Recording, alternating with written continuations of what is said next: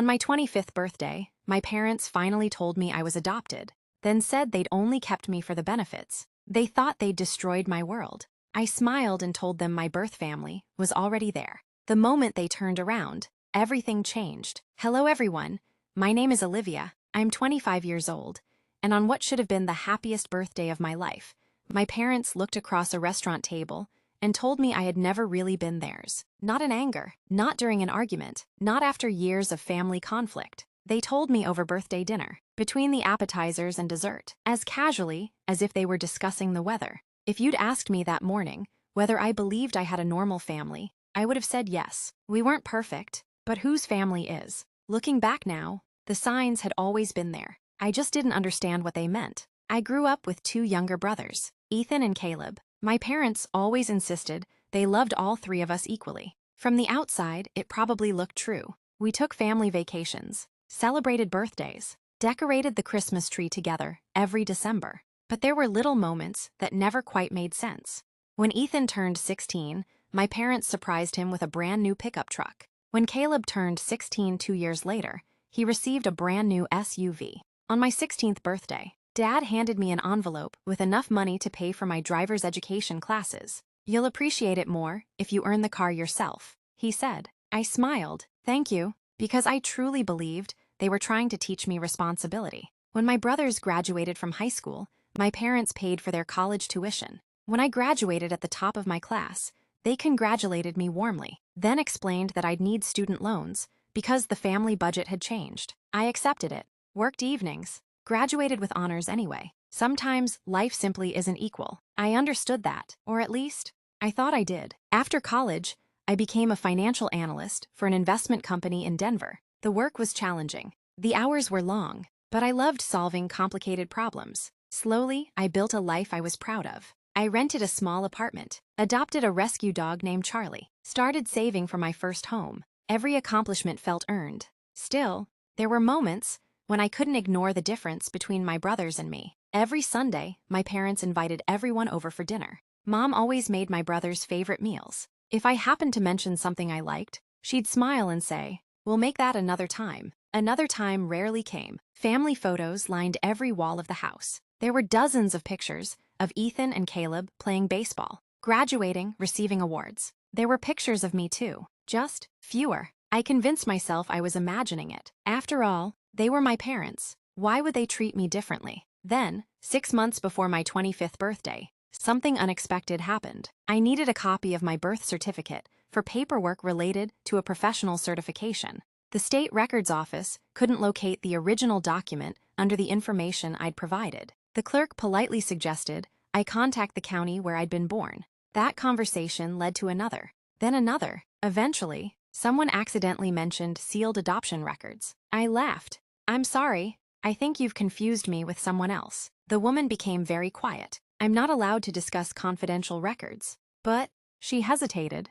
"You may wish to speak with your parents." The phone call ended. I sat in complete silence. Adoption? It couldn't be. My parents would have told me, wouldn't they? For several weeks, I almost asked. Every Sunday dinner, every family gathering, every phone call. The questions sat on the tip of my tongue, but something always stopped me. Maybe fear, maybe instinct. Instead, I quietly hired a confidential intermediary who specialized in helping adopted adults access records where legally permitted. I didn't tell anyone, not even my closest friends. I wasn't searching because I wanted another family. I simply wanted the truth. Months passed. Then one afternoon, I received a phone call. "We've located someone who may be your biological mother." I stopped breathing. The intermediary carefully explained everything. There was no pressure, no expectations, only a letter. If I wanted it, I agreed. The letter arrived 3 days later. I must have read it 20 times. It wasn't dramatic. It wasn't filled with excuses. It was simply written by a woman named Laura, who explained that she'd been 19 years old, alone, and unable to provide the life she believed her daughter deserved. She wrote that she'd thought about me every birthday, every Christmas, every Mother's Day. She ended the letter with one sentence that stayed with me for weeks. "I don't expect you to love me. I only hope you've always known you deserve to be loved." I cried harder than I had in years, not because I'd found my birth mother, because for the first time, someone had answered questions I'd never realized I'd been carrying. Over the following months, we exchanged several letters, then phone calls, Eventually, we met. Laura didn't come alone. She brought my biological father, Michael, whom she'd reconnected with years after my birth. She also brought my younger half-sister, Emma, and my grandparents.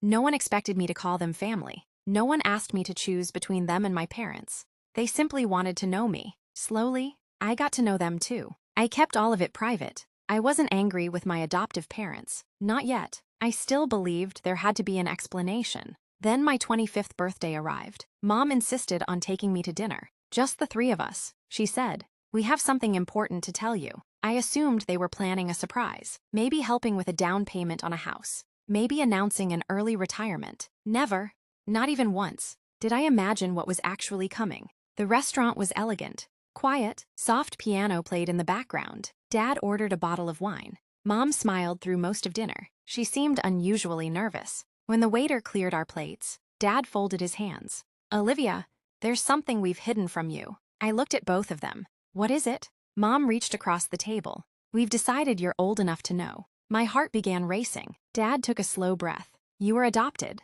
I didn't speak, not because I was shocked, because I'd already suspected. Mom looked relieved. "We thought you'd cry." I quietly asked, "Why tell me now?" Dad exchanged a glance with her, then answered, "Because we've updated our estate plan."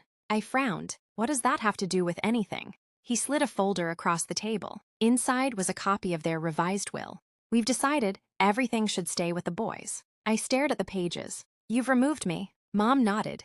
"There are biological children." I slowly looked up. "So, that's why you're telling me today." Dad sighed. "We didn't want you finding out later." The room suddenly felt much colder. I closed the folder carefully. Neither of them apologized. Neither of them asked how I felt. Instead, Mom smiled weakly. "We hope you understand." I sat there for several long seconds. Then, to their complete surprise, I smiled, not because I was happy, because 6 months earlier, I'd already prepared myself for this conversation. I quietly folded my hands on the table. "That's actually interesting." Dad frowned. "What is?"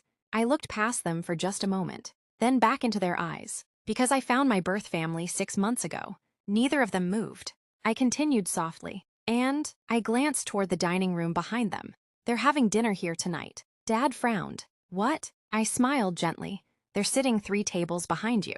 Both of my parents slowly turned in their chairs. Sometimes, the people who believe they're taking everything away from you don't realize you've already found what they can never replace. As my parents looked toward the table behind them, they still believed they controlled the conversation. They had no idea the next few moments would change every assumption they'd ever made. My parents slowly turned around. 3 tables behind us sat 6 people. Laura, Michael, my grandparents, my half-sister Emma, and Emma's husband. They weren't staring. They weren't listening to our conversation. They were simply enjoying dinner together. My mother looked back at me in disbelief. "You invited them?" I shook my head. "No, we already had plans. It just happens we're eating in the same restaurant tonight." Dad's face tightened. "You've been seeing them behind our backs."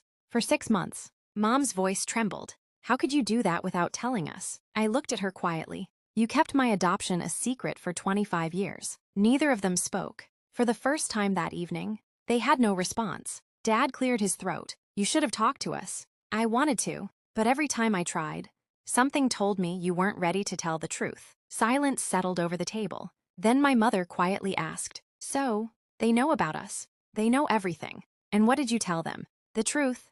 That you raised me.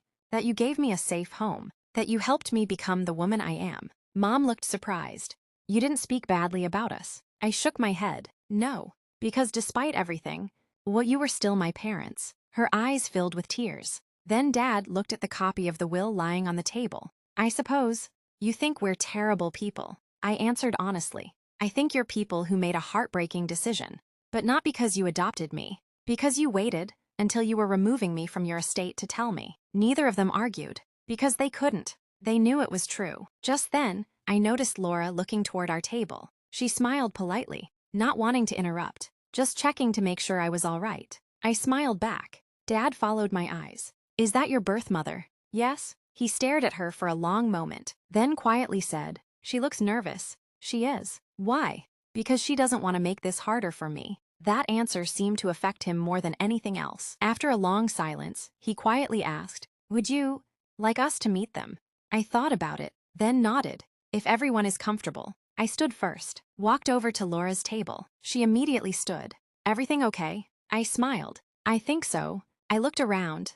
My parents would like to say hello. Laura looked uncertain. Only if you're sure. I am. A few moments later, both families stood facing each other. It was awkward, quiet, nobody quite knew where to begin. Finally, my birth father, Michael, extended his hand toward my adoptive father. Thank you. Dad looked confused. For what? For raising Olivia. You gave her opportunities we couldn't. You loved her. I'll always be grateful for that. Dad stared at him, then slowly shook his hand. I wish we'd handled things better. Michael nodded. So do I. There was no anger, no shouting, just two fathers standing in front of the daughter they both loved in different ways. My mother looked at Laura. I don't know what to say. Laura smiled gently. You don't have to compete with me.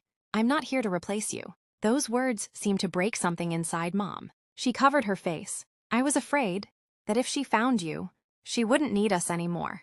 I stepped closer. I never stopped needing you. I just needed the truth. Tears rolled down her cheeks. I'm sorry. Not, we're sorry you feel that way. Not, we did our best. Just, I'm sorry. It was the first genuine apology I'd heard all evening. Then she looked at the copy of the will still in Dad's hand. I don't want this to be the reason we lose our daughter. Dad quietly folded the papers. We'll talk to our attorney. I gently stopped him. No. He looked surprised. What? This isn't about the inheritance. It never was. I have my own career, my own life. If you leave everything to my brothers, that's your decision. What hurt was learning I was adopted, only because you wanted to explain why I'd been removed. Neither of them spoke, because they finally understood. The inheritance had never been the wound. The secrecy had. Before everyone left, my half-sister Emma walked over. She smiled nervously. I wasn't sure if I should say anything. You can. She laughed softly. I just wanted you to know.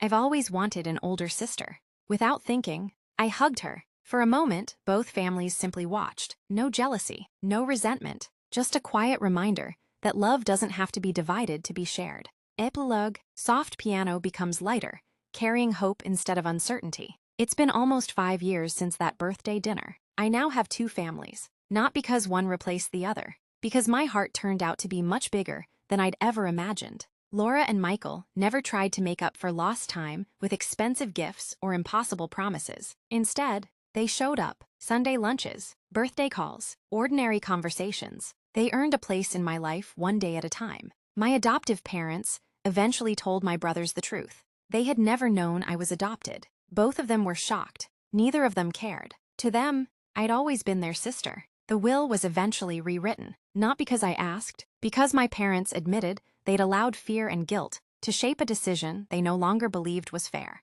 What mattered most wasn't the paperwork. It was the honesty that finally replaced 25 years of silence. My thoughts. Looking back, discovering I was adopted wasn't the hardest part of my birthday. The hardest part was realizing that the people I'd trusted most believed the truth was something to be hidden until it became convenient for them. But that dinner also taught me something beautiful. Love isn't limited. Finding my birth family didn't erase the love I had for the people who raised me. And loving the people who raised me didn't prevent me from loving the family I had only just found. Family isn't built by secrets. It isn't measured by DNA. And it certainly isn't decided by a will. Family is built by honesty, trust, and the choice to keep showing up for one another. That birthday changed my life forever. Not because I lost a family, but because I finally understood I had room in my life for the truth, and for everyone who chose to love me with it.